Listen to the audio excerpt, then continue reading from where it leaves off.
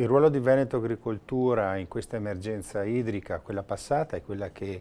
non dobbiamo dimenticarci c'è ancora, è proprio quella di cercare di capire come l'agricoltura possa utilizzare meno acqua per avere prodotti necessari. Diciamo sempre noi che il compito principale di Veneto Agricoltura è quella di stare attenti alla produzione agricola, intesa come produzione di food, di cibo. Abbiamo visto anche con la guerra in Ucraina quanto è importante produrre cibo, ma anche con l'attenzione al reddito per l'agricoltore. Ecco, quello che è successo quest'anno con l'emergenza idrica ha portato sia una diminuzione di produzione, un PIL ridotto di punti percentuali importanti per l'agricoltura, e sia una riduzione del reddito per l'agricoltore. E questo è il momento per cercare di ridurre i consumi di acqua, ridurre i consumi di fitofarmaci, di concimi, per cercare di produrre lo stesso cibo e produrre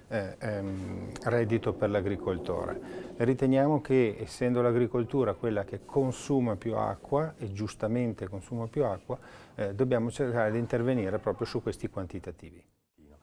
Oggi qui si è parlato di come affrontare il problema della scarsità di acqua in alcuni momenti dell'anno o delle piogge intense, quindi del rischio idraulico in questi tempi di cambiamenti climatici, e noi riteniamo che siano necessarie alcune misure che presuppongono un accordo intanto tra i comuni della parte più alta del Vicentino, le cosiddette terre alte, e i comuni della parte più bassa del Vicentino, le cosiddette terre medie o terre basse, ognuno dei quali può fare qualcosa per tutelare questa risorsa. Io direi che la prima azione, forse quella più semplice per certi versi, riguarda la regolazione dell'uso dei pozzi a saglienza naturale, quelli che vengono chiamati pozzi artesiani, dai quali l'acqua fuoriesce spontaneamente perché proviene da falde profonde in pressione, e quindi se il pozzo è lasciato aperto l'acqua continua a defluire. Ce ne sono migliaia, nel Veneto si stima che siano 100.000, in provincia di Vicenza ne abbiamo censiti quasi 4.000, e da questi pozzi ogni anno vengono sottratti alla falda circa 30 milioni di metri cubi, che è un quantitativo decisamente elevato, addirittura superiore a quello che preleva l'acquedotto di Vicenza dai suoi pozzi. Questa è una misura, tra l'altro, obbligatoria, perché il piano di tutela delle acque del Veneto prevede la chiusura delle fontane e la regolazione dei pozzi artesiani che vanno chiusi dopo l'utilizzo. Una seconda misura è quella di realizzare degli impianti per forzare l'azione di ricarica della falda. Ovviamente questa azione presuppone che ci siano delle aree che hanno una vocazione naturale a infiltrare l'acqua, a rilasciare l'acqua nel sottosuolo. Non dimentichiamo che il nostro serbatoio, l'unico serbatoio che abbiamo, è l'acquifero sotterraneo, che ha una capacità che si aggira sui 4 miliardi di metri cubi di acqua, ma questo acquifero soffre perché per una serie di motivi c'è meno acqua che va a ricaricarlo. Gli impianti che abbiamo sperimentato sono pozzi di infiltrazione, sono aree forestali di infiltrazione che permettono di ricaricare la falda. Per esempio un pozzo di infiltrazione è in grado di infiltrare anche 100 litri al secondo, un'area forestale di infiltrazione arriva a 70-60 litri al secondo, e per ettaro si può arrivare in un anno a 1 milione di metri cubi infiltrabili. Ovviamente quest'acqua da qualche parte deve venire.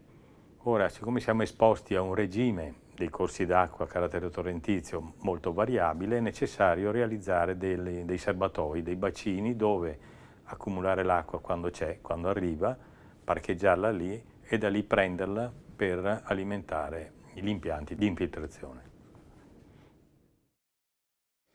Mi sembra che sia emerso un quadro molto interessante, inquietante d'altra parte, quindi gli operatori, gli esperti sono tutti d'accordo nel dire che il serbatoio di acqua buona, quello che è conservato nell'area delle falde, delle risorgive, sta, come dire, andando sotto i livelli di guardia, ed è assolutamente indispensabile organizzare attività artificiali di infiltrazione dell'acqua nell'area montana, insomma, per metterla nel serbatoio, e dall'altra parte frenare come dire, le dispersioni che anche oggi ci sono. Questo comporta non solo l'accordo tra gli enti che si occupano di questi problemi, ma anche proprio un patto fra i cittadini che sono beneficiari di flussi idrici importanti nelle città, insomma, della zona più bassa del Veneto, e i cittadini, le imprese che invece vivono nelle terre alte. Quindi un patto fra terre basse e terre alte